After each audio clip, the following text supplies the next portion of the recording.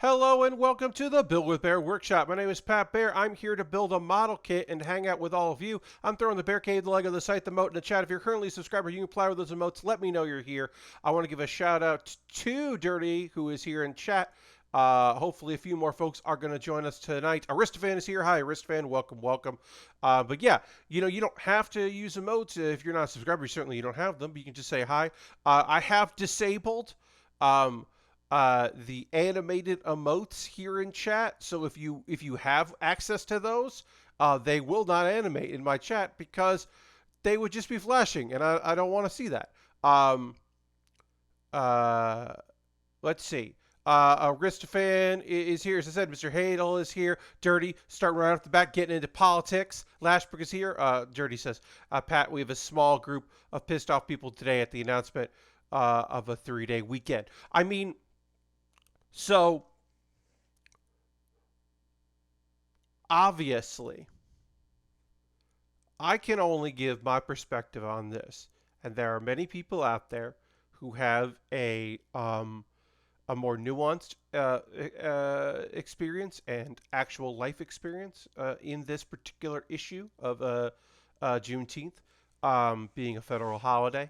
The thing I go back to often is statements that are made of, this isn't what we asked for, this isn't what we wanted, this is just politics. This is it. Like, if you want to honor, you can work on overturning these restrictive voting laws in Georgia and Florida and across the country, instead of just being like, you have a day off. We're honoring Juneteenth. It's like, that's not what people were asking for. Like, they weren't asking for, turning sidewalk things into BLM, and naming streets. It's like, no, they asked for reform of the police and policing, not like a park. Like, come on. Come on. I will say, if you are, trying to work and suddenly you find out a couple of days ahead of time that it's a federal holiday, I can totally understand why that would be frustrating.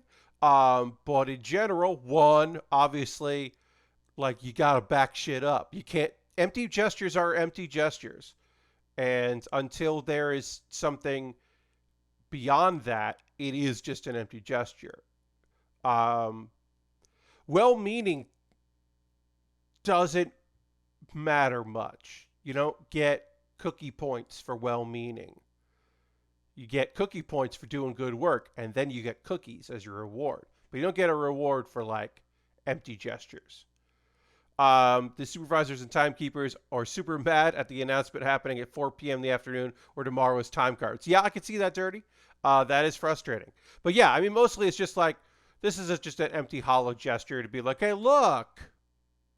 Like, yeah, acknowledging that these things have happened, are happening. Yeah, sure, good. But, like, you got to do something. They were hoping the day of observation will be Monday instead of Friday. Hey, Lord Crashington. Yes. Yeah, no, Dirty, I understand. Yeah, I mean, like, this really does feel like a, hey, we're going to roll over and not do shit about restrictive voting laws. We're not going to pass anything that is put in there. We're just going to let this go away. So instead, what if we push this through real quick? Like, that's what it feels like, and I don't like to be pessimistic. I like to be an optimist. But it's hard to be an optimist. Period. It's just hard to be an optimist. But anyway, what's going to happen tonight is I'm going to work on a model kit. We're going to talk about a bunch of stuff. It feels like a lifetime ago, but Nintendo's Direct was Tuesday. That was just 2 days ago. So we'll talk about Nintendo, and we'll look. We're before we talk about Nintendo, we will talk about Bandai Namco, both their E3 presentation and also the news that came out like the day before that is more Bandai news, that is like, one, was way more news, and two, makes more sense for this stream to talk about. I do want to say, before we even get into building, the next kit I will be working on is the Death Scythe. You can see it right there. Hey, it's the Death Scythe. I have to change the thing there. Yeah, I got a Death Scythe in the mail. The 2021 high-grade Death Scythe, the new one. I just got it in the mail. I pre-ordered it from USA Gundam Store, and it just arrived today. That'll be the next kit that I built. Before we get into that, important announcements. I'm going to retweet my tweet and kind of get all there. And then we'll talk. Okay, yes. Mr. Hadel mentions last night when we played Power Wash Simulator, I mentioned my new YouTube obsession was Girl with the Dogs, which is a dog grooming YouTube channel. And yes, also wound up watching like 10 of her videos back to back. Yeah, and that is a dog grooming, because those videos are short. I would definitely showcase that woman's channel on a 404ing it if I was still doing that show. Yeah, you're right. That is great. But as I said, speaking of a thing that I would do at PAX, which is 404ing it, hey, Pat Bear's Anime Club, yelling about the shows we love, is going to be on the 16th, Friday on the 16th of July at 8 p.m. Eastern on twitch.tv/PAX2. I will host it on this channel so you can watch it there if you want to just chat in the chat with each other. Ian Horner and Heather Derry are my guests. We're actually recording it tomorrow, and both of them sent me the stuff they're going to talk about. I'm done. As of like this afternoon, I am prepped for the show. I did... I got all my slides together. I noticed a spelling error that I made and fixed it. I've got all my stuff set up to record it and all my settings right. I'm like ready to go. Look, I wish I was at a convention center doing this in front of a live audience, but also my prep work is done and I'm not in a hotel room right now. So it's pretty fucking great. Lawnmower Simulator. Ooh, okay. Yeah, that definitely yeah, that's super early. We could go wrong. I mean, hopefully nothing, but we'll see. Also, the deadline to record the panels is in a couple days, so it's not like I'm that ahead of the game, because they're like, get us to us by this time, and there's obviously wiggle room. Also, another thing I want to promote, because it's time to promote things before we get into building, is next Wednesday's stream. Wednesday, June 23rd, 9 p.m. Eastern at twitch.tv/PatBear. Hey, why don't you come to my Jackbox birthday party? That's right, I'm throwing myself a birthday party because because that's my birthday. I'm going to turn 41, and let's hang out and play Jackbox games together on my birthday. Last year, back when I had good internet, when I was on that Fios, I had people playing along, and I hosted. Having my Discord have the Jackbox game out to people and streaming is not going to work in my current setup, so I'm not doing that. And instead, I'm just going to be playing with y'all. But I am going to have some audio-only guests in July, probably in August, leading up to my anniversary of being a streamer and my streaming start. So I'm probably going to have like guests on the regular things. But for gaming... it's my birthday party next Wednesday. Please come to my birthday party. But anyway, we're going to go to the overhead. I'm going to retweet my tweet, let the people know. And then we're going to talk about Namco Bandai, or Bandai Namco, pardon me. We're going to talk about Bandai Namco, their E3 thing. And then we'll talk a little bit about what happened before that. Okay, so... we've got these hands. This is a 2013 model, and they made the hands weird. They're not little pieces. They're not the normal thing. These would later, you see a lot of this in real grades. Real grades do this quite a bit. So this is very similar to that. And I'll do my best to kind of connect this properly, but I got to get it out first, and then we can take a look at it. Okay, so Bandai Namco at E3, they were like, hey, we're here at E3. We're doing E3. we have one video game we're going to talk about, and that was House of Ashes. They did an extended thing about House of Ashes, which of course was already shown during E3, but they were like, we're going to really focus on this one video game and none of the other games we have, including DBZ Kakarot DLC, which had been at the Nintendo presser that very day. Nope, not talking about that, not talking about anything else. Not talking about the video game and anime 6-episode anime that's coming out and new model kits that they're all tied together that they announced literally the day before. This past Monday, Bandai announced, like, we're doing a bunch of cool shit. We're making some cool video game tie-ins with our already existing video game. We're putting out model kits. We're talking about maybe some North American exclusive model kits. We're like trying to ramp all this up. We're going to make an anime that is about this, like a special series. Like, y'all got to come check this shit out. And people were like, all right, I think we are interested in that. And they were like, cool, now we're not going to talk about it anymore. And instead, oops, this is all coming apart, folks. These fingers are popping right off. I am not doing this correctly, so let me take a little time here. But anyway, yeah, it was really rough. It was just like a rough, every part of it was rough. Like, I don't know what they were trying to do with this, with their E3 thing. Like, I understand the games, the developer who's made the House of Ashes, like, people like those weirdo games, but it just felt very strange to, that was it. Like, that was all they were going to do. Like, you know, they didn't do a bad job like some other people out there, but it certainly wasn't a good job. I don't know. It was very strange. Okay, so did this finger break off this hand? No, it didn't break off. I'm just got to put it back on, right? Okay. All right. There's the hand. There's the finger there. And then I got to get... I can understand why I didn't see a lot more of this on other kits from this era, because I don't think this is good. I don't think this finger... Yeah, this one trigger finger part here keeps falling the fuck apart here. I don't know how you're supposed to hold any weapons with this. This is bad. Yeah, they were working on something with this, and they did not finish working on it. I'll tell you that. But we're just going to get as much of this set up right as we can, and then we'll... Yeah, this finger just wants to fall off. I'm probably going to have to just, like, glue this in place eventually, but let me try to get it connected. I was reading about this kit, and this did not come up, so I might have a dud hand here. I don't know. Seems like those companies showed why they haven't had E3 shows in the past. Yeah, I could say so.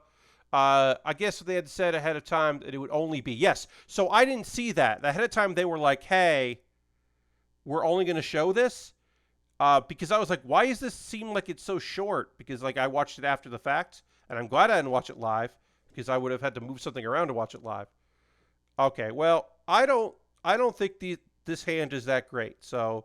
We're going to get the, the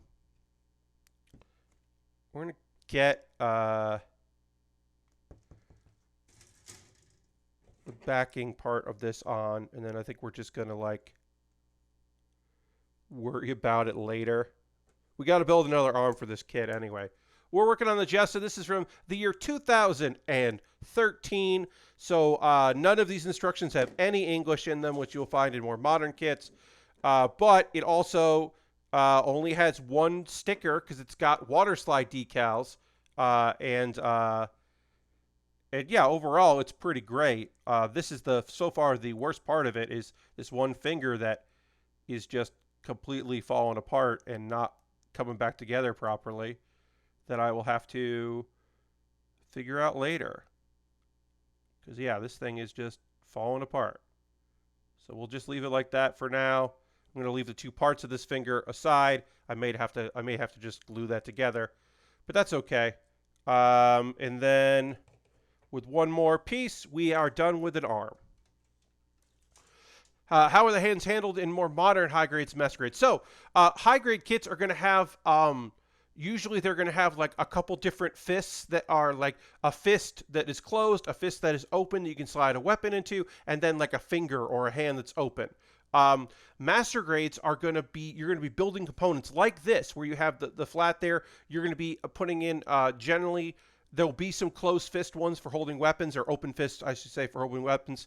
But there's also going to be one in a lot of master grades. You're going to have maybe like the 3 fingers like this, and then a trigger finger, and then the thumb, and these will be individual pieces. So kind of similar to what they're doing here, but the construction is way better generally than you'll have it in this particular instance here. It's almost like all E3 came together pretty late, and some companies weren't ready to do anything more than show already announced stuff. I mean, totally possible. Now, if you want to talk about a show that went well, we can jump back. Let's talk about Nintendo.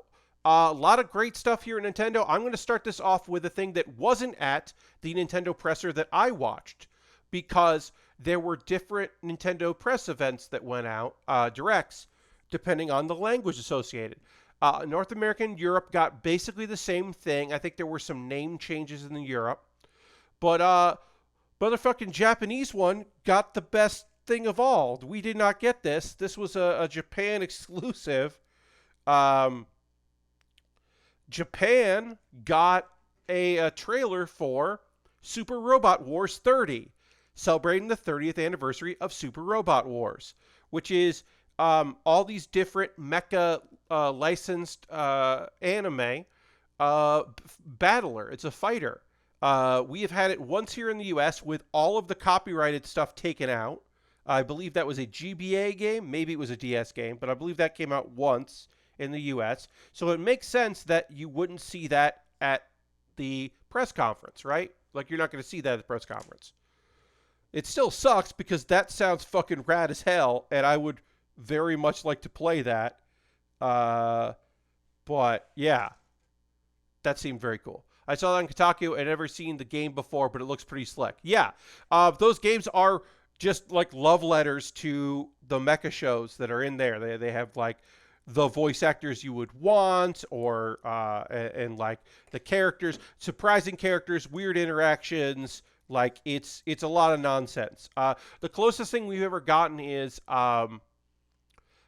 in the Marvel vs. Capcom games, when they got the couple side ones, they got real weird.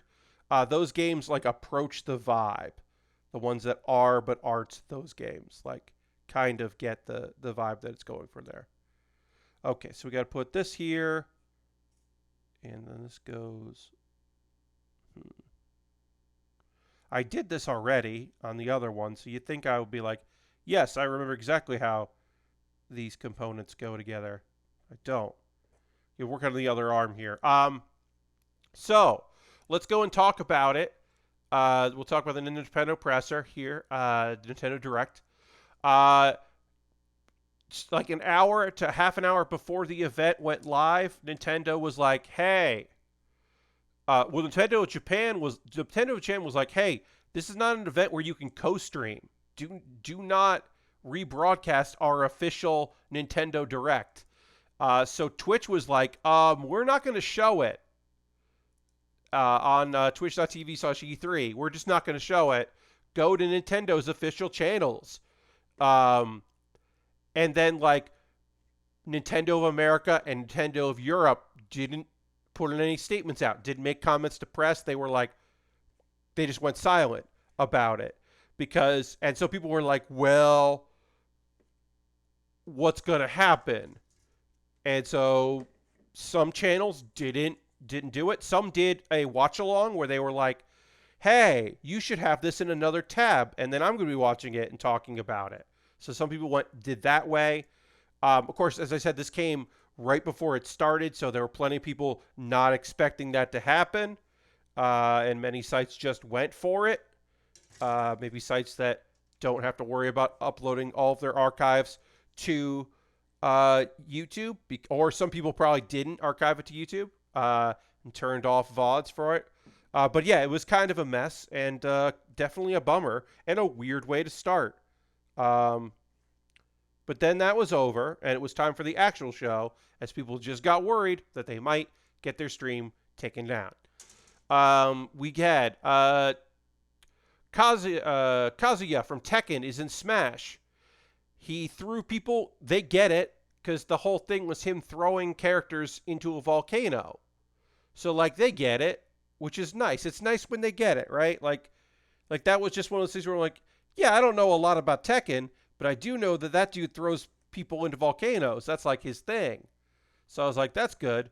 And also, anytime there's a Smash character who doesn't have a sword, I think that's pretty neat. Now, I know that there's some people who are like, they're not happy about having a fighting character in it, and to which I say, tough shit. There he is. He's another fighting game character. I don't know what to tell you. I'd have like a supercut of every Smash character thrown. Look, Lord Crashing, they don't have the kind of that presser was a certain length. They don't have the kind of time to throw all those motherfuckers in volcanoes. And also, some of them look very similar to each other, so it would be repetitive. But anyway, I'm happy for Tekken fans. I'm happy for Smash fans that they got an announcement, and then they did it right up top, so that people weren't sitting there going, "Well, they're going to talk about Smash. When are they going to talk about Smash? They said they would talk about Smash. When are they going to talk about Smash?" They did it. Yes, I'm sure. Life is Strange collection and True Colors are both coming to Switch. So you can have the power, the psychic power of empathy. Ooh, Cuttlefish Man is now following. Thank you for the follow, Cuttlefish Man. Appreciate that. You can now use the psychic power of empathy on the go, both docked and just in Switch when you're walking around. So that's cool. More people playing Life is Strange, the collection. Sounds great. I hope people enjoy that haven't played it yet. Check the game out. Monkey Ball 20th anniversary called Banana Mania. Here's the thing. I really you don't know why you weren't following. Well, great. Well, welcome. I don't know why. I've only ever loved Super Monkey Ball, the first one. And I honestly think that that's because there weren't a lot of video games out for the GameCube. And it was a very fun game and a good party game. The multiplayer mode was very fun. So, like, if you were somebody who had it and, had a GameCube or knew someone with a GameCube, that was a game you played a lot because you had access to it. And I still think it's good, but I do think that it's, like, it's definitely not as good as, like, my memory. Maybe that's not fair. I haven't liked any other Monkey Ball game besides the first one, is what I'm trying to say. And I think it was just a time and place, and I don't know if I would be, like, jumping out of my chair to play this one, but I also have good memories and good times with the first game, so maybe I would be amped for more, but I don't know. I'm happy they're making it.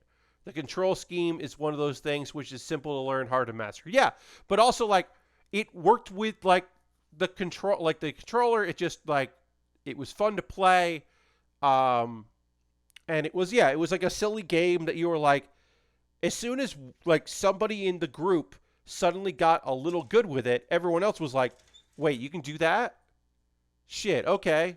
I didn't know you could do that. Okay, now I want to do this. I didn't know that was possible. And then, like, people are like, hey, wait, how did you do that? And, like, you're just figuring it out. It was a fun game. I don't know. I'm happy they're making it.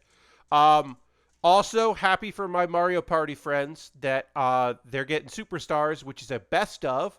It's maps and mini games from previous games all together. It has online co-op, like Remember Where You Left Off online, which sounds okay. I'm happy, again, as I said, happy for people that are looking to play more of Mario Party. I have not played a Mario Party in a very long time. Again, I had decent enough memories of it, but it's not something that I'm like, oh hell yeah, more Mario Party, like best of. Like, okay. It's mostly a like an okay response from me. But I hope people have a good time playing it. Metroid. Uh, I love the Metroid announcements. Both the Metroid announcements are great for different reasons. Obviously, the announcement of Metro Prime 4, we're working on it. We don't have anything to say. We had to say it in Prime because of the next announcement. Because if we had just jumped to the other one, you would have been asking, you wouldn't be talking about the next game as much. You'd be going, well, where's Metro Prime 4? So we have to tell you we're working on Metroid Prime 4. You'll hear more about that soon, because we want you to talk about the other Metroid game that's actually coming out this year, Metroid 5, aka Metroid Dread. Because Metroid Fusion was 4, and this is Metroid 5, the 5th Metroid game. I was most excited about Metroid Dread. Always liked the 2D ones better. I really liked Prime, the first Prime, and I liked the second Prime. I don't remember the third Prime. I don't even know if I played it. But I really enjoyed the first two. And I liked Fusion. But Fusion apparently is 4, and this is 5, aka Metroid Dread. It looks fucking cool. It's a 2D. You're being chased by an android that you cannot defeat, apparently. October 8th is very soon. And apparently, they have tried to make Dread before. It was like an announced and then canceled game, and then it was a handheld game, and it was rebooted internally, and I don't think it was promoted then, and then was canceled. So this has been like literally years in the making of them just being like, let's try to get this Dread out. And it's apparently concluding the Metroid story. I actually just picked up Samus Returns, the Metroid 2 remake for 3DS because of the Dread news. Hell yeah, Lashbrook. But yeah, I just think that's cool, and I'm happy. And that sounds very fun. Right now, I don't have a Switch, but I do hope to have a Switch sometime this year, because there's a fucking mainline Pokemon game that I haven't played. It's so weird to me that I have never played Sword and Shield because I did not have it. And it's like, all right, I don't have a Switch, so that is a thing I would like to get. Like, I have other things to deal with first, but eventually I would like to get that. We'll see. It was hinted in, like, Metroid Prime 1 in 2007. Yeah, that's just bonkers. Let's see. What else do we have? Mario Golf Super Rush. The Battle Golf looked pretty neat. Like, the modes they talked about look good. I haven't watched a lot of footage of that, but that's fun. I like Mario sports games. I would love to see like another Strikers, because that was actually really fun. I mean, the basketball one was okay. I didn't love the basketball one, but yeah. It's the most I've ever played a soccer game, I'll tell you that. So yeah, Mario Golf. Hell yeah. Doing it. Let's see. What else we got here? Oh, I got to make that hand again. Got to make the other hand. Made the one hand. Got to make the other hand. Okay. So that just connects like that, huh? There's nothing else? That's weird. Let's see. What else we got? Oh, WarioWare. Get it together. Get it together, right? I love that. First off, love the title. Get It Together is such a fun play on words because it is a co-op game. But also, like, the phrase "get it together," like, hey, get your shit together, Wario. I think that's great. I love the idea of playing as the many people in the world of WarioWare. I think that is fun. Yeah, totally psyched about that. All right, the WarioWare cover is pretty good since he's splitting his pants doing a split. Yep, that is very good. And then I just want to say congratulations to you creeps out there about getting that Danganronpa thing. Congratulations, creeps. I hope you enjoy your creep game, you creeps. You're real weirds. I hope you enjoy it. Have a good time with your creep game. Yeah. I hope you have fun playing it. I've never had any interest in Danganronpa in any way, shape, or form. Anime, video game, anything. So, you know, I hope you enjoy it. Congrats to sickos everywhere. Indeed. I hope you're happy. You did this. Let's see. And also, you're welcome for me saying Danganronpa instead of the way that I always want to say it, which is the joke way that ProZD, Sungwon, says it, which is Dongo Bongo. So when I see Danganronpa, I hear in my head him saying Dongo Bongo. And you're very welcome that I didn't call it that, because that is what I think of when I think of this game, of the game series. I just think of Dongo Bongo, which is, you know, funnier, but inaccurate. All right, let's try to get these fingers here connected in a way that doesn't have one of these fall off, like I did with the other one, because that was bad news. Yeah, Dragon Grandpa. Advance Wars 1 and 2 Reboot Camp. Get it? Reboot Camp. Get it? Because it's boot camp, but it's a remake. They're remaking Advance Wars 1 and 2 and putting it out on a modern platform, and talked about it. Nintendo talked about Advance Wars. There's going to be an Advance Wars game. That fucking rules. We got Metal Slug Tactics and we got Advance Wars. Like, there's some weird shit for Tactics fans. You got some weird announcements, friends. That's awesome. That's all I really got to say about that. Some friends were not happy with the art style, says Cuddlefishman. Okay. I mean, yeah, I understand. Those games exist. They're hard. You know, you got to get them for the... You know, it's maybe hard to play outside of emulation, but, you know, they got to do something. They got to play it on a Switch, which is still technically a modern console. Dagon Ron Paul is the one I always heard. Dagon Ron Paul is pretty good. That's not bad. I don't know if it's great, but it's not bad. All right, we're done with our arms. Can we put these arms on here? Yeah, no, we gotta build shoulders. Pardon me. We gotta build our pauldrons, and then we can attach the pauldrons to this, and then attach all this shit together. So let's build that. We'll get these together here. Whoops. Don't want to knock all my shit over. But we'll get these together. We can do these two at a time, so we'll just bang these out real quick. Get these shoulders on. I understand them. But they couldn't they just up-res? I mean, I don't know, Cuddlefish, man. I don't know. Maybe they could have just up-resed, but maybe that looked terrible. And they were like, you know what, we're not going to do that. Let's do something else. Let's upgrade this, try to make it modern-ish. Because we're not... The thing I need to make this very clear... This game having a reboot is not for die-hard Advance War fans, because they will buy it even if it looks bad and plays bad, because they have nostalgia for a thing, and it doesn't matter what happens to it. Reboots exist for people that weren't born when the game came out, or weren't playing Nintendo shit, or didn't have the console, or didn't pick it up the first time.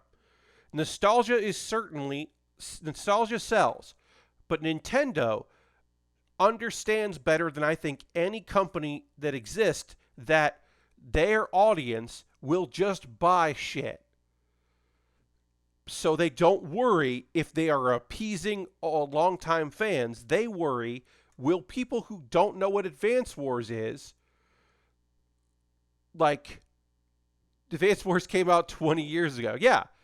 Do they worry that someone who doesn't know what a Game Boy Advance is and doesn't get Advance Wars is because of the Game Boy Advance, will they look at it and think, this seems cool? Or they look at it and go, why would I buy this?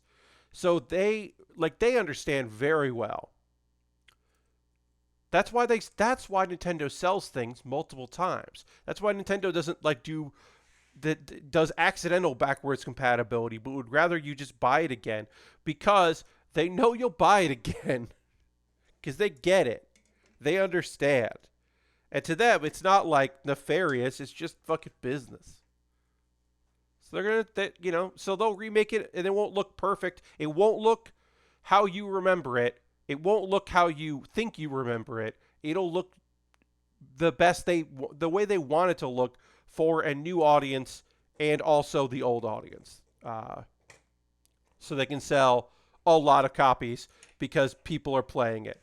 I did want to make this point that was brought up by a few people online that I really thought was a smart one, which is they're going to put a Metroid game out on a popular console that like core gamers have bought, because like the Wii, forget the Wii, people bought the Wii, but like gamers maybe not so much as just like people who were like, oh, this is neat. So they're going to put a Metroid out on a console that a lot of people have bought that are looking for video games, and it rules that Metroid is going to get like have the chance at like really selling, and that's awesome. Battalion Wars, okay, I can see that dirty. Yeah, I can see that. Skyward Sword. Here's the thing.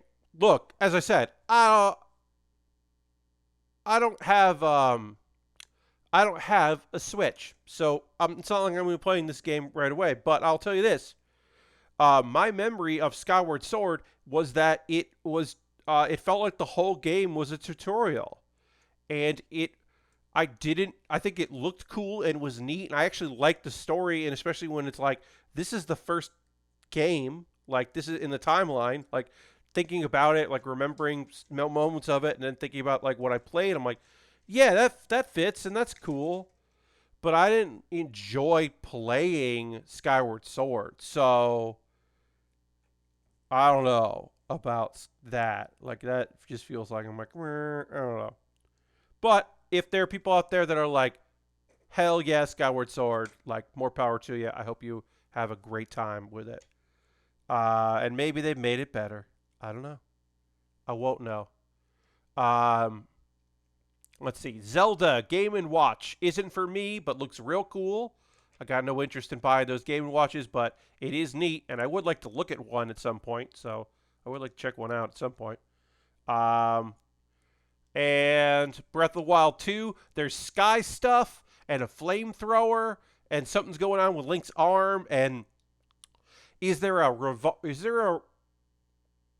rewind time mechanic in it? What, like, I got a lot of questions about that video game, and I'm excited to see what's up, because some things are happening in that trailer that seemed real weird in a way that I was very psyched about. Also, you totally end with that. You gotta end with Zelda. I know people were like expecting a new Mario, but you got Prince of Persia in there. It seems a little Prince of Persia-y. Yeah. I know people were hoping for a new main Mario, but like, I didn't think we were getting one this year because it's a Zelda year. Like, we're getting 2 Zelda games. Or I don't know if Breath of the Wild 2 is going this year, whatever. But like, there's big Zelda out there, and also, you know what would hurt Mario and Rabbids? A regular ass Mario game, like a Odyssey 2 or whatever. That would hurt Rabbids. So why make Rabbids if you're going to compete against it with Mario? So I think that makes a lot of sense that we're not getting one. As soon as saw stuff for Spirit of Hope or whatever it's called, I was like, oh yeah, then we're not getting a mainline, not even a tease of a mainline Mario. But we'll get one. We'll get more Mario. Don't you worry about that. If there's one thing you can count on, folks, there's gonna fucking be more Mario. Like, they're gonna make more Mario games.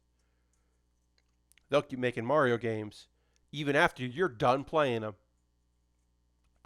And I believe that is. Oh yeah, Super Robot Wars. Oh yeah, there was Dragon Ball Z. DBZ Kakarot DLC is coming. And I think that's the press conference. Overall, it was fine.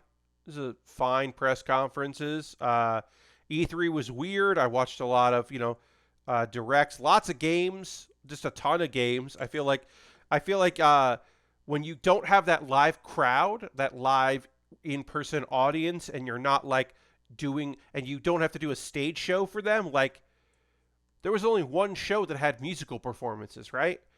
Once you cut all that out, what you're left with is game trailers and teasers because you're playing for a home audience and you're like if you're playing for a live audience and a home audience, you know that you could lose people at the home audience, but you need to keep working on the live audience and try to that's right there. When it's just all at home, you want to just try to keep their attention by throwing shit at the wall and try to like keep them engaged.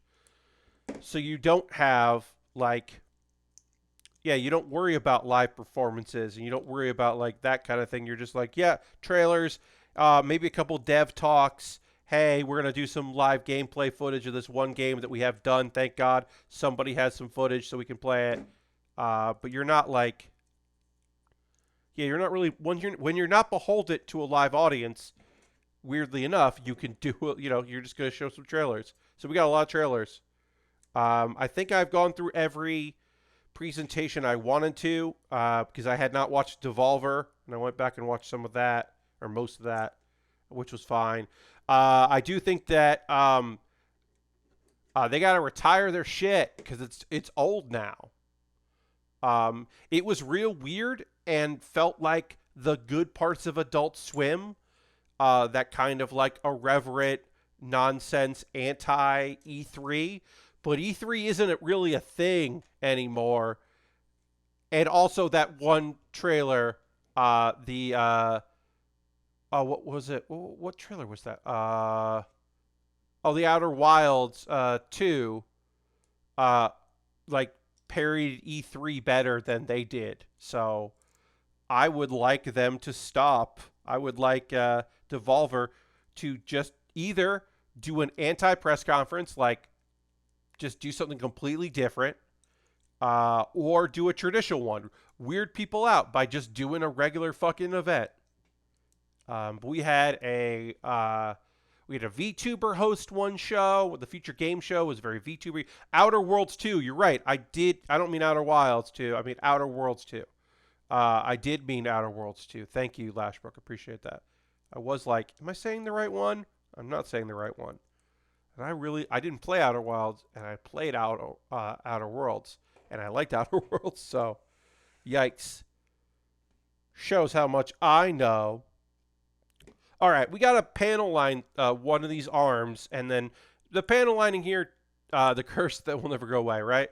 The panel lining here isn't really super necessary because it's not going to be super noticeable, but we'll give this a little color, and it will stand out a little bit. It'll help it because this is very like dark colors, so we don't really have to go overboard with it. We can give it a little bit of black, just kind of maybe make a little of this pop here and there. And we're not gonna stress about it too much here. Just kind of hitting it where it needs it, giving it a little bit. This plastic is a little brittle, a little more brittle than I'm used to, but that is also because of the age of it. This era, kits from like 2010 to 2013, around here. The plastic they used feels a little bit more brittle than other years. Even like late 90s kits, I think, hold up better, which is weird to say, but definitely true. In my experience, it's just personal experience. But yeah, overall press conferences were fine. Lots of announcements. It felt weird. Felt weird to watch like the way it was covered. Having, in some ways, watching a press conference talk over with 5 people that all used to at some point work for Giant Bomb, when none of them work for Giant Bomb now, was weird. Watching the next Lander X Waypoint stream was certainly odd, but cool. And then also Rob Zachney, but yes, Rob was there too, and Kata. But yeah, that was definitely felt a little weird. Having the Jeffs and Danny watch press conferences together was interesting. I watched some Giant Bomb. I watched some Nextlander Waypoint. Watched some just regular Waypoint. The Summer Games Fest I watched with Loading Ready Run, because I like the duo of Paul and Graham, so that was fun to watch for that. But yeah, it's kind of weird. Felt like it disjointed. I mean, the whole event felt disjointed because it's it's a strange thing. I didn't watch a lot of the like E3 like official E3 stuff in between press conferences, because I just didn't want to really. It just wasn't something that I was like, wasn't something that I was super interested in checking out. All right, so they want me to put this on first like this, and get that in, and then pop the arm in, that, and then you see here snap, and then put the shoulder down. All right, that actually worked out pretty good. So we want to pop this open here, slide this through, get as close as we can, and then we'll pop the arm in, and then we'll be half of this kit is done. It's got the legs and the feet, legs, and waist, but and of course the backpack and the shield. I love the shield on this kit. You can see it in the photo there. That shield is actually attached like on the back, and then like moves around. Instead of being attached on the arm, it's attached basically behind the shoulder. And I just think that fucking rules. That's one of my favorite parts of this kit. But yeah, all right. Let's. This is an odd thing. So more modern master grades and high grades, you're going to do chest, head, arms, feet, legs, and then waist last. This kit's like, no. Let's build a waist. And I like that. I think that's fun that they're just like, yeah. We're gonna do the waist next. That's what's next on the kit. So we will we'll do that. We are going to take a pause to the cause in a bit. We'll talk about some anime in the second hour. I'll talk about ways you can support the channel. We always do that. At this point, that is a thing that happens. But right now, we're just going to hang out here. So let me ask y'all. What are things coming out that you're like, or coming out of E3 that you're like most psyched for? Like, what are things that you're like, oh, I saw this and that absolutely ruled? For me, there are many soup-based cooking games that just seemed rad as hell, and I'm very excited about all of those cooking indie games. 12 Seconds seems fucking awesome. Let's see. Or 12 minutes? 12 minutes. 12 minutes, not 12 seconds. 12 minutes. 12 seconds would be a tough game. That seems rad. Lake. I've been psyched about Lake since I heard people talking about that played a demo of it a while back. That just seems like something that's right up my alley.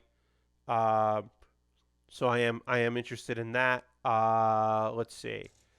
Yeah, but if you have stuff that you're like, yeah, you can let me know. That game where you play a bear at a resort and you're trying to like bring it back up, and so it's it's another one of those kind of games, but also you're a bear. Like, that seemed neat. I'm interested in that. Let's see, other games that I'm like, yeah. I'm trying to think. Outer Worlds 2, certainly interested in that. Starfall, I'm interested in. I don't love it that they said it was, they're approaching it as Skyrim in space. I would have much rather that it's Fallout in space. But also it being described as like a Han Solo simulator. I'm like, okay. I mean, okay. I'm still gonna, I'm still gonna play Starfall. Like, don't get me wrong. I'm still gonna go for it, but I'd rather play a Fallout in space than because I've also played a little Fallout in space in Fallout 3, if you know what I mean. Um, and then yeah, so I'm kind of interested in that. Let's see what else. But yeah, I'd love to hear from y'all in the chat.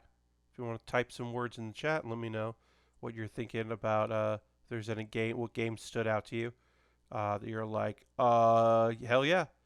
Um, Somerville, like I'm definitely not going to play Somerville. I just know. I think it looks really neat.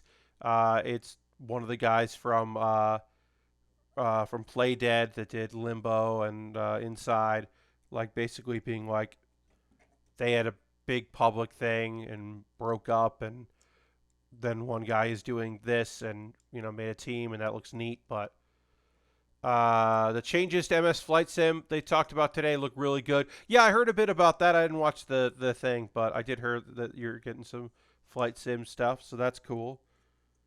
This isn't as tight as I would like it to be, but hopefully I can get some. I don't know why, but this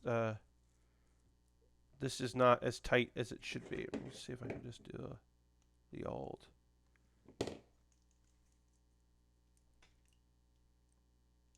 Yeah, this is not. I'm going to separate this because it is not coming together the way it should, and I don't know why. Let's see. Redfall is a good trailer. Yeah, Redfall seemed fucking cool. You're not wrong. I did think Redfall looked neat. Maybe this is the wrong piece. Is this PC 14? That happens on me occasionally. No, this is PC 14. Okay. I have not tried any of the Summer Game Fest demos. I have not. I have not downloaded a single demo. I should have. I just never got around to it. I had some stuff going on this week that I kind of hinted at on Monday, but yeah, did not play any demos. Sable and Slime Rancher 2. Yeah, I didn't really like Slime Rancher. The first one I didn't really play enough of it, I feel like, so I could definitely see myself giving that a shot. I like MS Tactics until I listened to Rebel FM and found I heard the background of the person who now owns SNK. Yeah, so if the controlling stake actually happened, which basically when the consortium that is directed by the Crown Prince of Saudi Arabia invested in a lot of things. They invested in other video game studios as well, but they invested heavily in SNK with the basically understanding that if they invested it, then other shares will be made available. And I believe that has gone through. I do not know if they have actually bought those additional shares. If they have bought those additional shares, it means that the Saudi government now has a controlling stake in SNK, which is certainly troubling. Because this particular regime is fucking terrible. So that appears to be the case as of. But as I said, I have not seen literal confirmation that those sales actually transpired and they now have a controlling interest in the company. But that was the plan. The reason they bought those was with the guarantee that they will be able to purchase more, to thus giving them that, not just a casual interest, as they have an interest in many other companies. But yeah, Sable definitely looked rad. I've watched more of that trailer. The Left 4 Dead, the two not Left 4 Deads are cool. I never really spent enough time with Left 4 Dead to really like tell you to like, oh, I'm definitely gonna play those. Like, I definitely would need a crew to do that. I'll certainly watch some streams of it and enjoy that, but that definitely doesn't feel like a thing I'm gonna do with my time, is play that. But it does seem neat, and I am psyched for people that love them that they get those games. They get those not Left 4 Deads. And also, of course, because one of them is being made, with some input on the team of Mr. Will Smith. So, friend of the stream. You might want to check out Button City's demo, which has you go to an arcade and try to set up a team to take on the group that's beating anybody that takes them on. Ooh, that does sound fun. Button City did look kind of neat. That game did look fun. The demo. I downloaded the demo for my life in Porsche Galks. I don't know that game, Dirty. Don't know what that one is. I think I missed that trailer at some point. I think the overall story is about saving the local arcade from bad business guy. Yes, Lord Crashington. I know that Button City is you are a fox and there are other friends of yours and you are scrappy upstarts trying to save the local arcade. I believe that is the overall plot of that.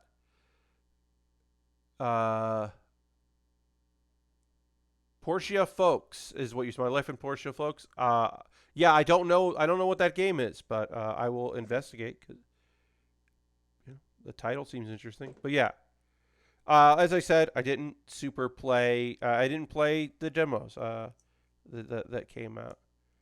I should have, but I didn't. All right, so how does this connect?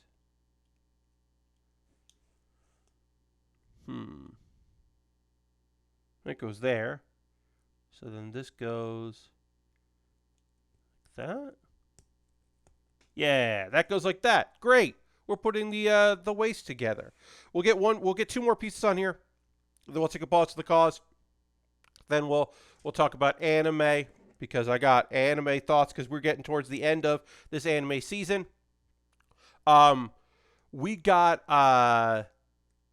Pat Bear's Anime Club will be June 30th. Now, most of the series will be wrapped up by then, and even some of the new ones might have even. I believe the first episode is now in previews of, like, Crunchyroll has like an episode of like Idols, the Idol 7 3, season 3 of that. Like I think they already have that out. The first episode is a preview, but yeah, new shows are coming, so we will of course talk about those. We'll do a preview, but that'll be on the 30th. I'll finish up, talking about the shows that I liked and then talking about the next ones, and that'll be good. I got a new Pat Bear's Anime Club coming out on Monday. Very excited to work on that. I will be filming that tomorrow or Saturday. I might film that tomorrow. It's kind of like my talking about anime warm up. But yeah, I'm working on that. And I finally found a video that I can do for next Wednesday because sometimes that is very hard for me to find videos to talk about for the Bear With Me. Because sometimes I find a video and I'm like, ooh, I'll talk about this. And then it gets blocked in regions or blocked everywhere or blocked on mobile. And then I can't talk about it. And I wasted my time.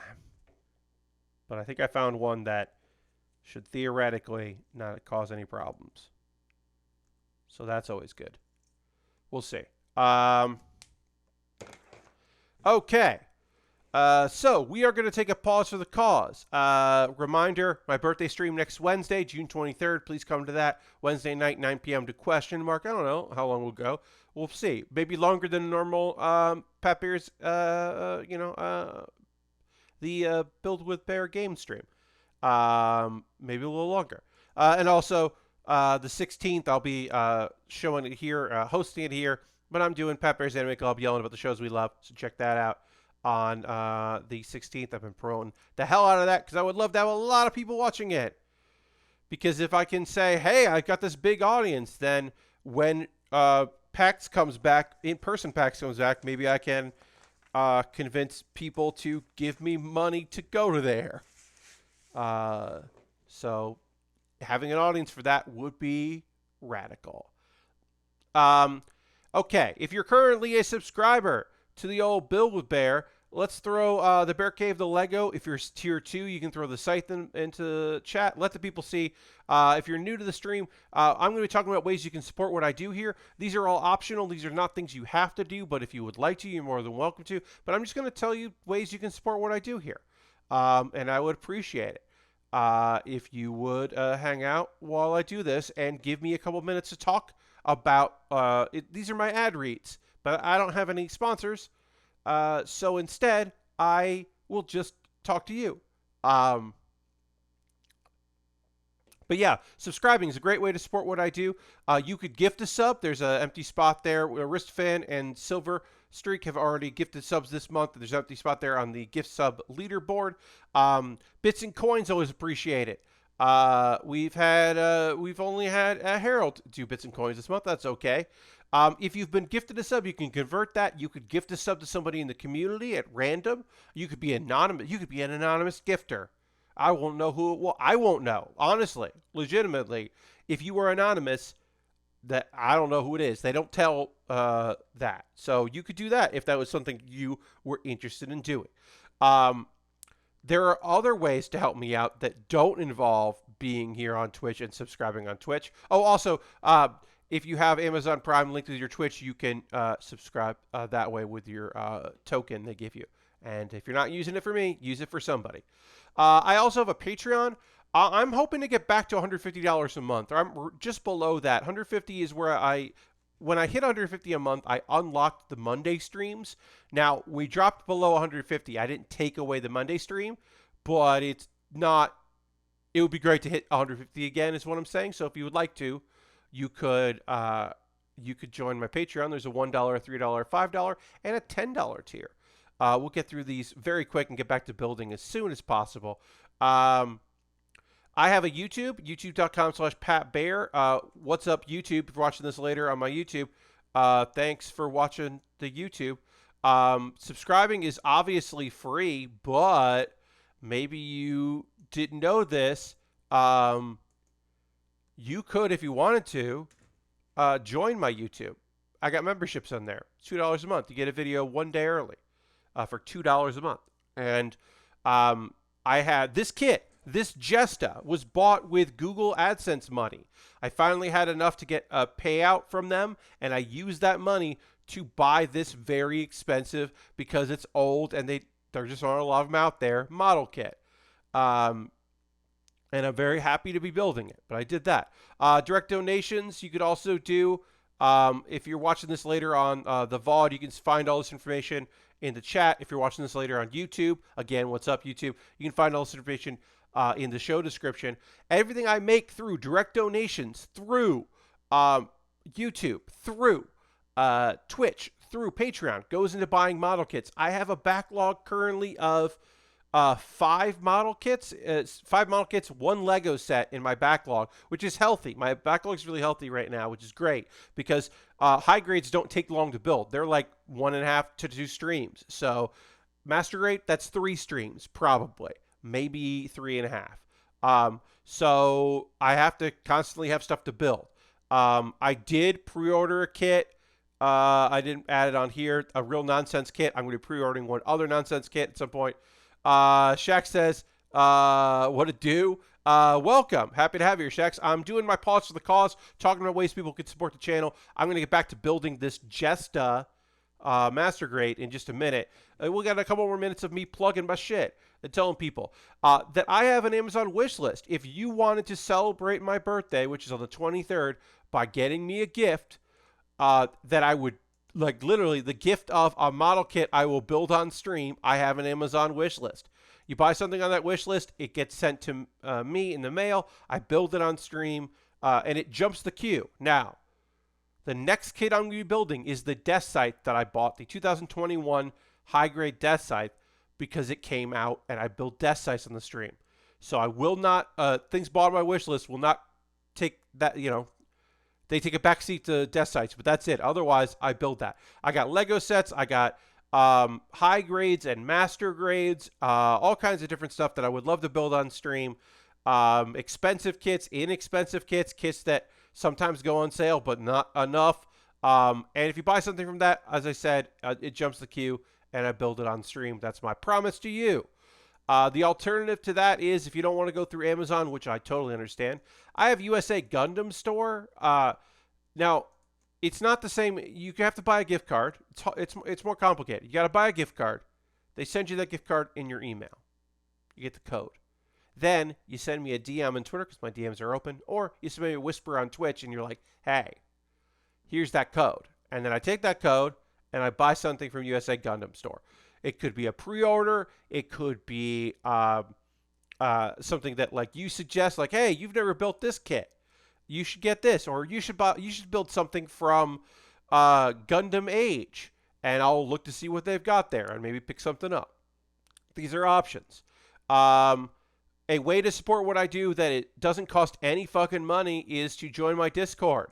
You can join my Discord and hang out with me there. I post build photos at the end of every stream. People post stuff they're working on. It is a good time. So feel free to come hang out there. I got a couple video links to share with you. Pat Bear's Anime Club. I talked about when anime adaptations get it wrong. Some recent examples of anime adaptations of manga where people were bummed about the changes or the decisions that were made. And I think it's a good episode. Didn't do super well. That's okay, but I think it's a good one.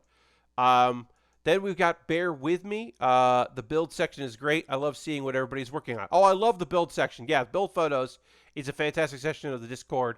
Because you just get to see, what people are doing. Like, I love seeing like Slow Bird's Lego sets, like car Lego sets. I think those are really fun. They're really detailed. And then like what kits, like Lashbrook's like Perfect Grade Progress has been real fun to check out recently. It's neat. And then Baer With Me is an ongoing reaction video series. I should have put this one out last week when people were like getting pumped for E3 instead of now that E3's over, but the most recent Baer With Me is a gentleman performing the Halo theme, and it's real weird. Go Birds. It's a real weird one, and I have to say go Birds anytime I talk about it. But it's a real goofy one that I really like. So check that out. All right, now I'm going to talk about anime from the past couple days, and then we'll talk about that. And we're going to get back to building the Jesta. So we'll go back to that. Oh, I'm going to drink a little water because I haven't in the past hour. Ooh, got real fuzzy there. Uh-oh, didn't come back from it. Focus. Okay, and then focus on me. Great. That was wild.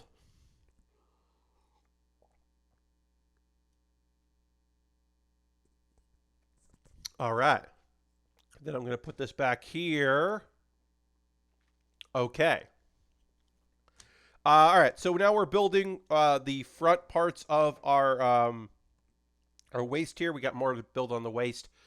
I'm going to talk about some anime that happened in the past couple of days. These were all episode 11 of 12 because there's, as far as I can tell, this season there are, of the shows I'm watching, there are no shows with 13 episodes. Every show has 12. We did have one show that I'm kind of watching, but not weekly.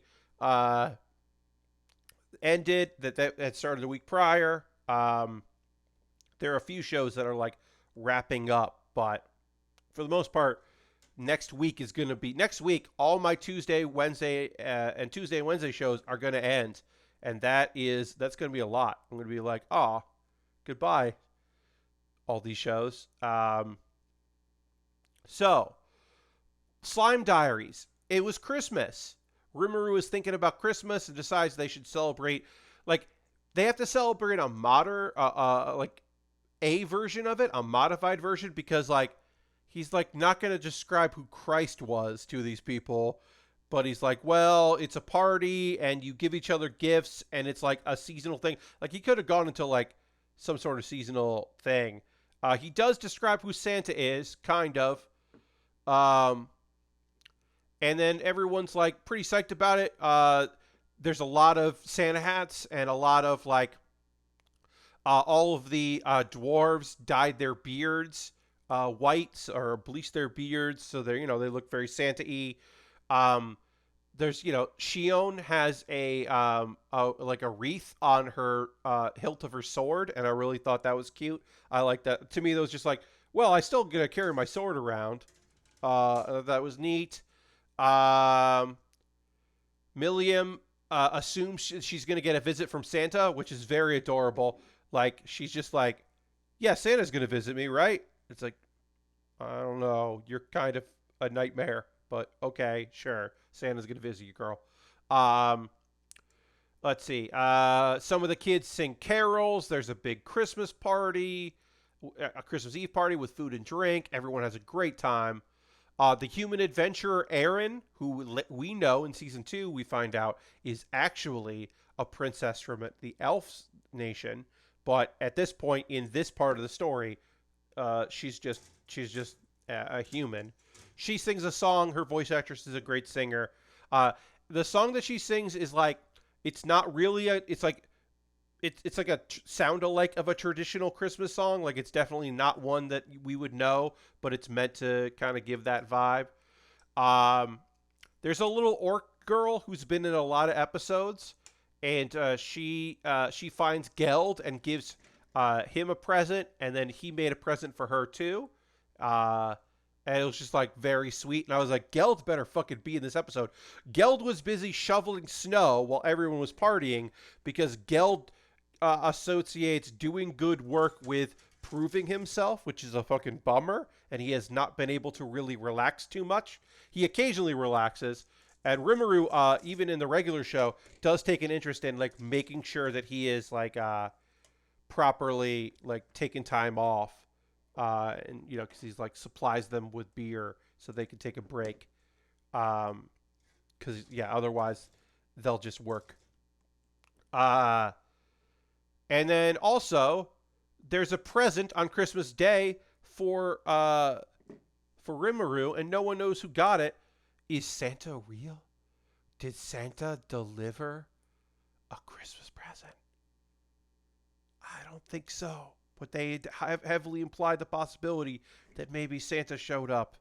Oh, also, there's a very funny gag where when Rimuru starts thinking about all of Santa's powers, he wonders if Santa is an outworlder.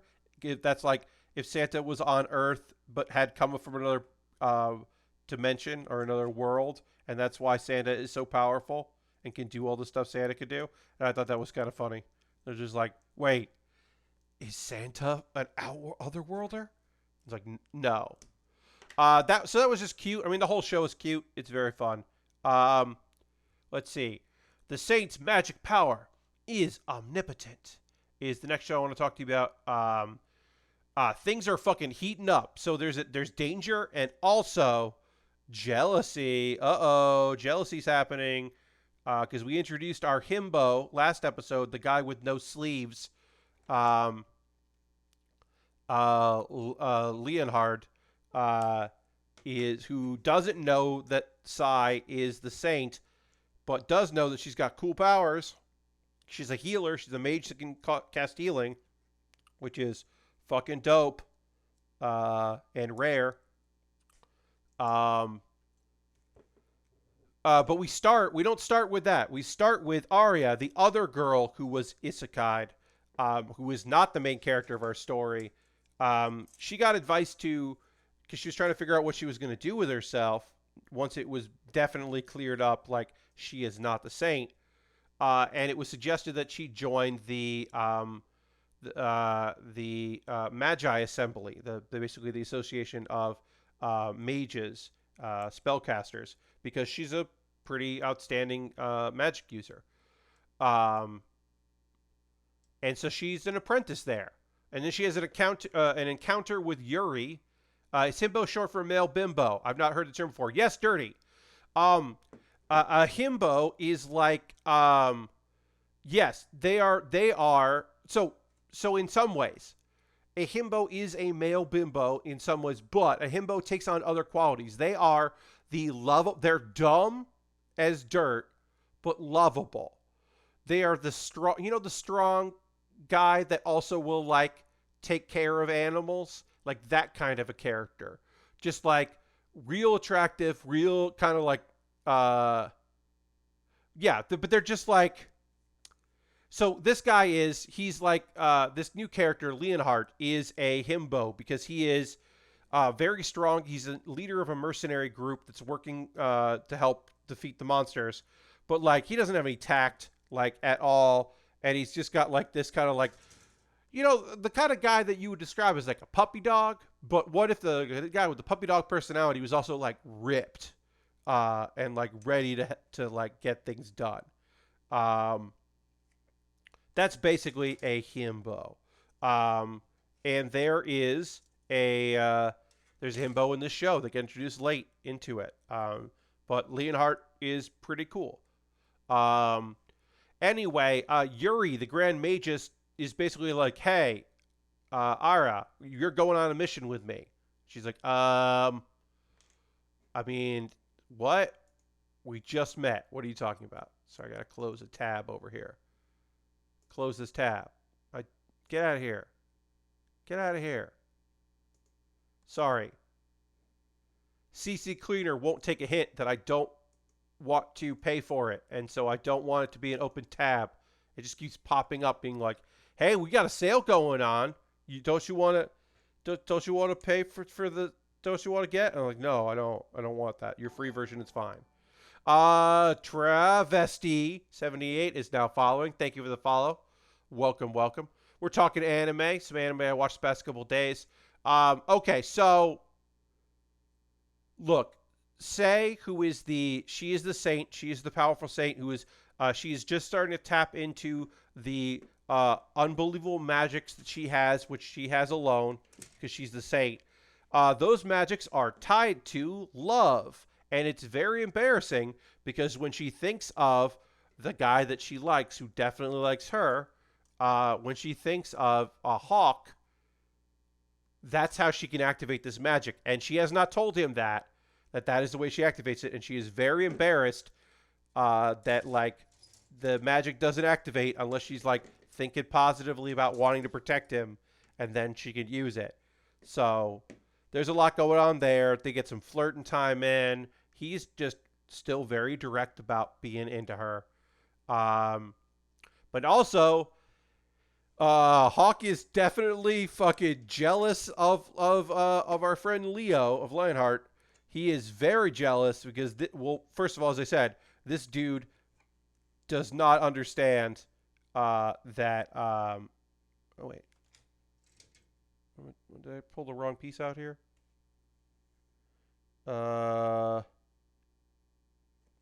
That's D15.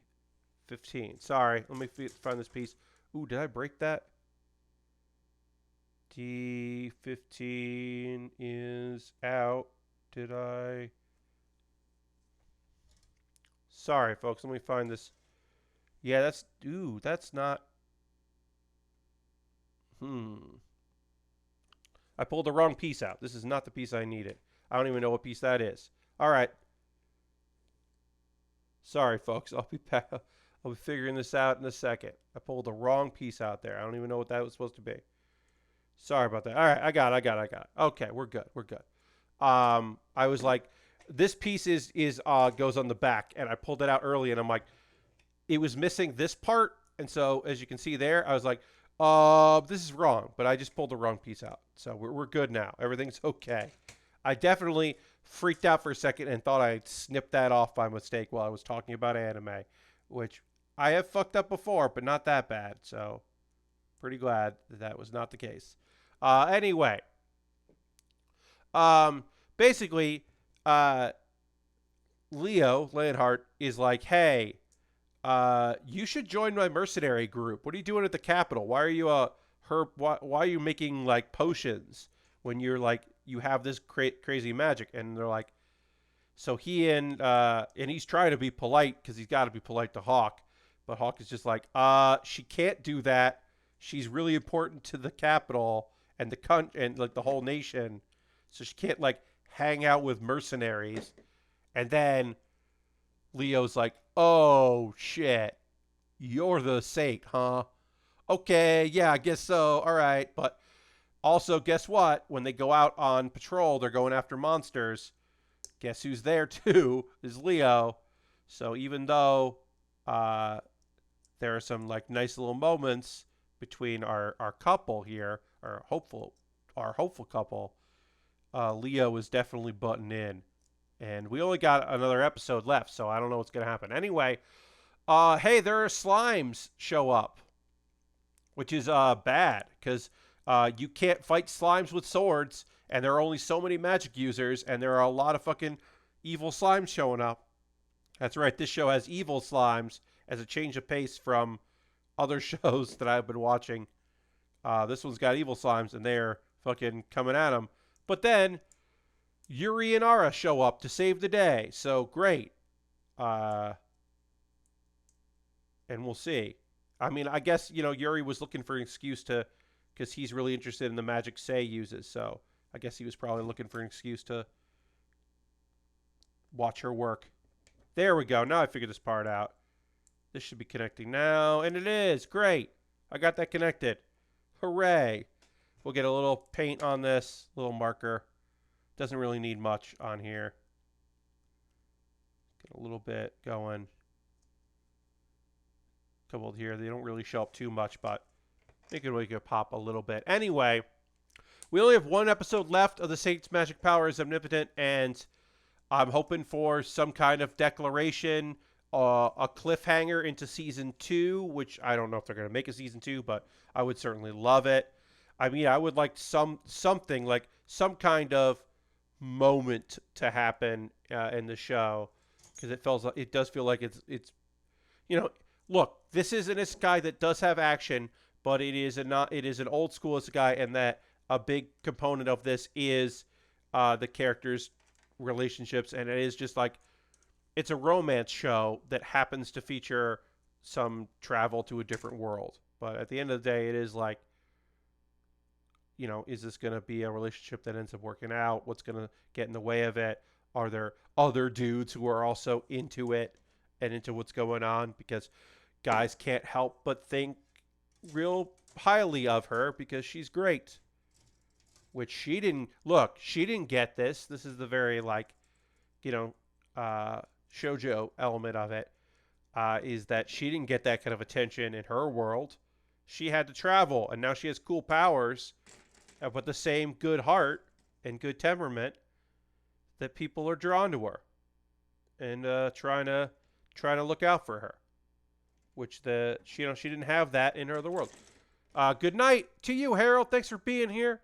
I hope you have a great stream. I hope you have a great stream tomorrow, because I know you're doing some streaming. So check out H-Bomb and Friends tomorrow, doing some Fuser stuff, if I remember correctly.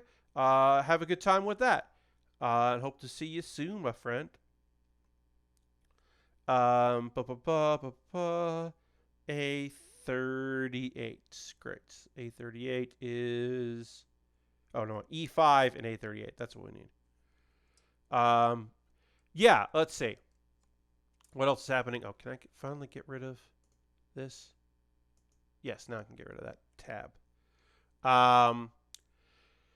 I didn't understand this episode of Miss Kobayashi's Dragon Maid S short animation. Next season, we're getting Miss Kobayashi's Dragon Maid S, which is the not Fuser 8-hour charity stream starting at 4. I'll post more in the Discord. Okay, sorry, it wasn't Fuser, but you are doing a charity thing tomorrow. That's right. So yeah, do an 8-hour charity thing. Please check that out. Harold is going to post on the Discord, my Discord information. So please feel free to check that out and support Harold in a charity effort, which is always fucking cool. Let's see. There will be not just Fuser. Okay, there will be other things. It's not just a Fuser stream. It is a charity stream that also has Fusers. I see that now. Great. That sounds cool. As I said, Miss Kobayashi's Dragon Maid S is a short little series, like little short episodes meant to entice you, remind you how much you like Dragon Maid, get you ready for the next episode.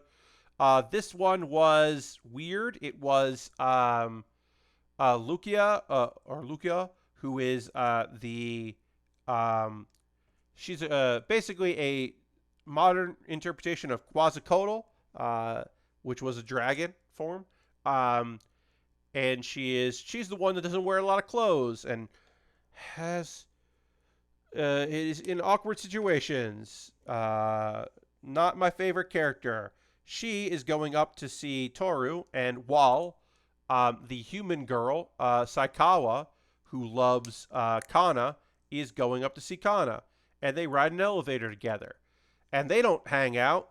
one of them is an elementary school human girl. The other is a weird dragon, in a human form. And what are they going to talk about? Well,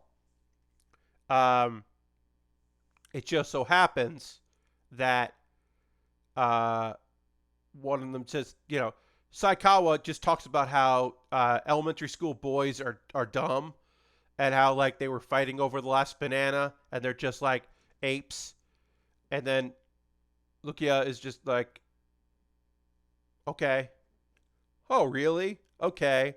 And that's it. That was I was waiting for the payoff, and there wasn't a payoff. I was waiting for her to be like saying something inappropriate, or which was not great, but at least in her character, or her like having like something, like her saying something in the moment, and she just doesn't.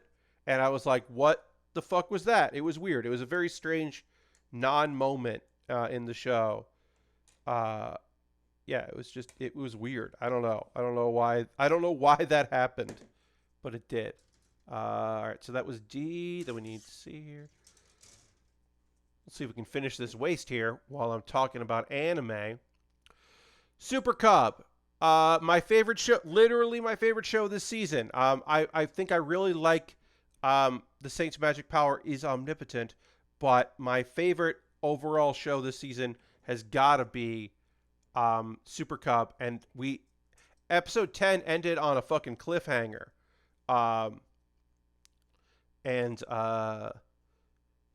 Where the last episode, she, who is the girl that's been hanging out with them that doesn't have, she has a bicycle. She doesn't have a cub. She doesn't have a motorcycle. She's got a bicycle. She calls Koguma late at night because she's fallen off. She was on a trail that bikes can go on, and motorcycles certainly could as well. But she was taking this trail, and she fell. She fell like pretty far and landed in a pretty shallow river. Shallow, which is good because she didn't drown. But it's freezing cold because it's winter. It's the dead of winter, and she's hurt herself from falling, and also the cold isn't going to help her. But she manages to call Koguma, who rides her bike, gets her out of the cold, and they work together to get back on the path. And she's like, I didn't call an ambulance, but I called someone with the same colors, which is a joke that I didn't get at first. But then I was like, oh, Raiko, the other girl that has a cub, she has a red cub, her hunter, and red is also the color of emergency vehicles in that region, Japan. This was a joke that I did not get. I would have loved a translator's note on that one. An old school fan sub translator note would have been very helpful, because I was like, I don't get this reference. But then, yeah, I did get it. Because she didn't call an ambulance because they would have trouble, like they would have gone through on foot to get there. So she just rode her cub, because they can't fit two people on the cub because she's got her metal box bolted on the back. So Koguma puts she, who is a short little character, little girl, in the metal like box in the front of the bike, which they teased her about doing before. It's just like the basket. It's the metal basket in the front. And she does fit in there. I gotta say, I don't know if I agree with Koguma's decision here. Yeah, Lastbrook, even the fact that she is not injured, like she doesn't have broken bones, she is definitely needs more than just getting a hot bath, which is what she gets. I do think taking her to be looked at by a doctor would have been the way to go. I agree with you. I think like this is the most unrealistic episode in the whole thing. I don't think there's anything more like fanciful in this show than this moment of this decision made of like, I'm going to put you on my bike and I'm going to take you home. I'm not going to call an ambulance, even though you are possibly have hypothermia. Yeah, I think it's a bad call. But Raiko shows up and she goes and gets the bike that is totaled. Unfortunately, that bike is totaled. Her bicycle that her dad bought for her, a mountain bike, like a nice mountain bike, is totaled. So that's unfortunate. and then she brings that back to Koguma's place where the three of them are there. They eat, they take baths, and then I'll say this: she had like a traumatic experience there. She had a real rough experience, um, and she's been pretty like, I'm sorry, and what can I do to help? Like I can wash dishes. Like she's been, trying to put on a brave face in all of this like trauma, like this traumatic event. Uh, Lashbrook, my guess is they did say like my guess is they lied and said like that she's just staying over and kind of downplayed it, because if they had said what had happened, I assume her parents would have come to get her. But they didn't wait till the next day to say it, I don't think. I mean, they gloss over it for storytelling reasons, but my assumption is they, like, Raiko called them to say, like, hey, uh, she's really tired after biking and we're all staying over. We'll see you tomorrow. And then that's my assumption. I don't know. But yeah, it's a little out there. But the news about her bicycle really finally gets to she, and she breaks down, and she's like clinging to Koguma for support and saying like make the winter go away. She's blaming the winter for all of this trauma that she's had and her feelings. And it's really interesting to see a character who, has like kind of stepped up on occasion, who definitely stepped up in this situation, who at the beginning of the series like informs us that she doesn't have anything. To see her like be leaned on for support by one of her friends is it's really interesting to see. It's kind of touching. She's family had an old bicycle. It's an old city, like a granny bike. They call it a granny bike. But yeah, it's just an old bicycle, and she's using that, and that's not the same. It's not great. And she's put her Italian coffee bar plans. She was going to buy all this stuff and turn part of the cafe her parents own into a coffee bar, like an Italian style. That was her thing, but she's putting that on hold, and we don't know why. And then Koguma has a flashback, and she's like thinking about she and how like her dad thinks that she is trying to catch up to the girls, and that's why she's been riding her bike more, is to be more independent. Oh yeah, Vivaldi's Winter. Yes, the rescue, the bike rescue is set to, because there's a lot of piano music in the show, and we haven't actually heard a lot of like quiet piano for a while, because the soundtrack is the background music has really developed as our main character Koguma has developed as her world has opened up. So to hear that was pretty great, to be like, oh no, we got piano music again, but it's Vivaldi, so like we're going for it. I thought that was really cool. All right, we need 16 and 17 here. We're working on the legs. We're working on the feet right now. We'll get some of the feet done here. But we've gotten plenty done, so I am happy with that. 16 and 17. All right, what else happens? Okay, so this is a thing that I didn't realize this. So they're getting ready for a break after exams are going to be over. They're getting their winter break. So in the first episode, one of the incidents that like leads Koguma to getting a cub is there's this hill that she has to bike up on a regular bicycle to like an old bicycle that's not great to get to school. And she always has trouble.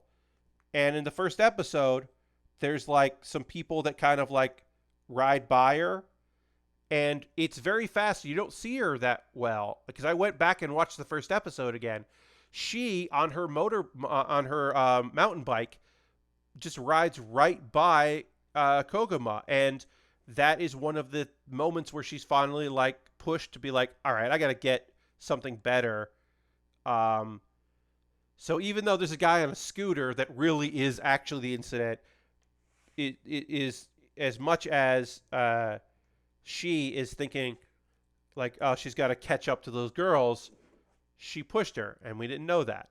And I hadn't realized that because it was very brief, and you don't really see her, but now you really do. Um, the three girls are making plans to head to part of Japan where the cherry blossoms are already falling. I don't know how.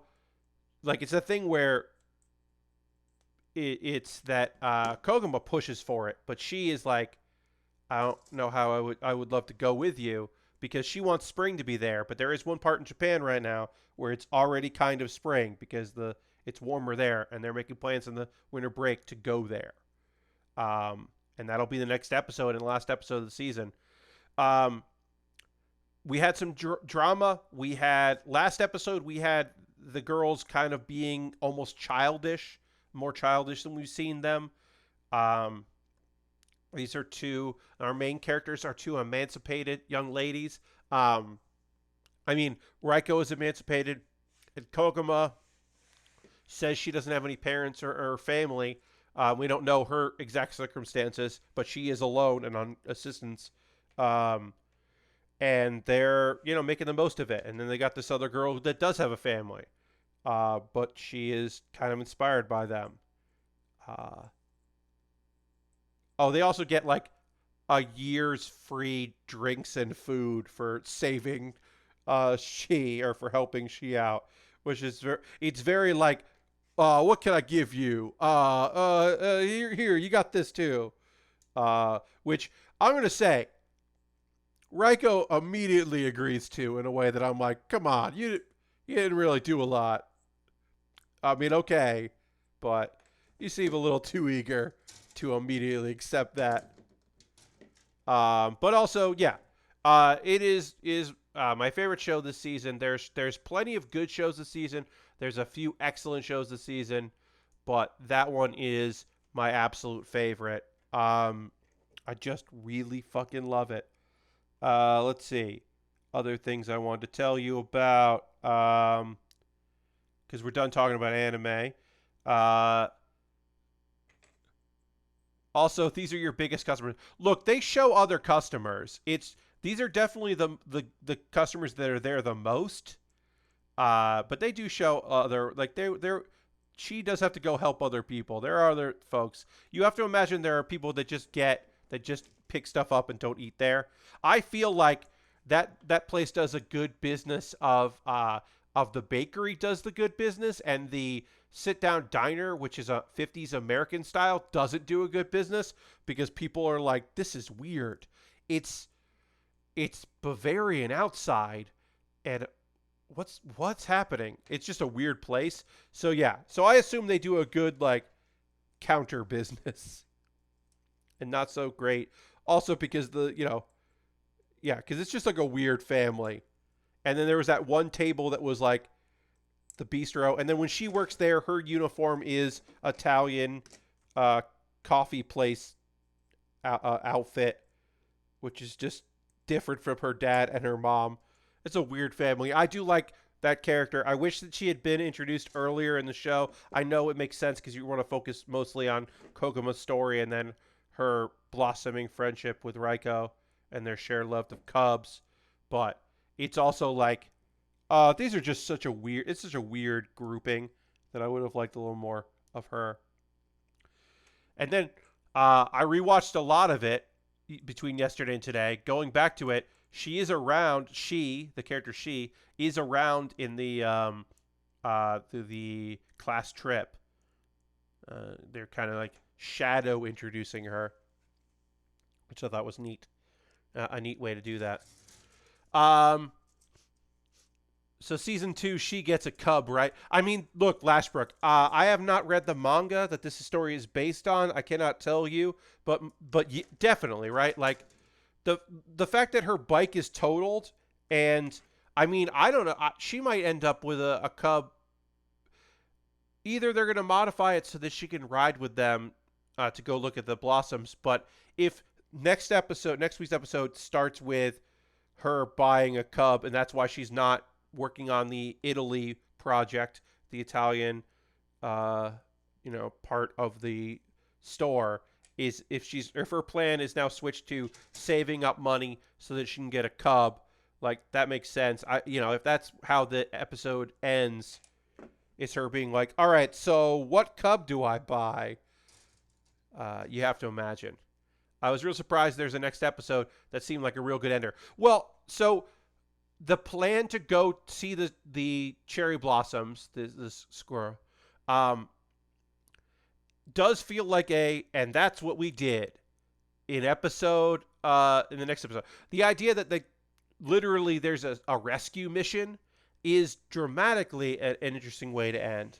But I do think them going on the three of them going on a journey together does feel also like a good way to close it out. So yeah, there's one more episode.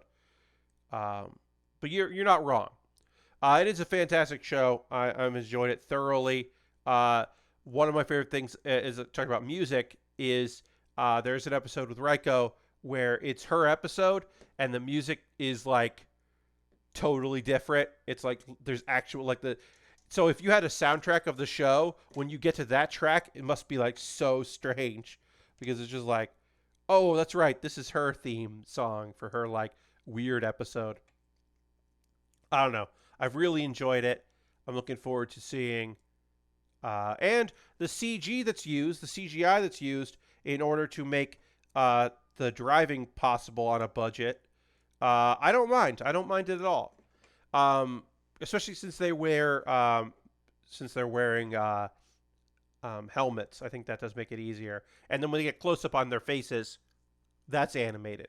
But I didn't mind it too much last season with Laid Back Camp Season 2 when you saw some stuff of Rin on her bike was definitely CGI.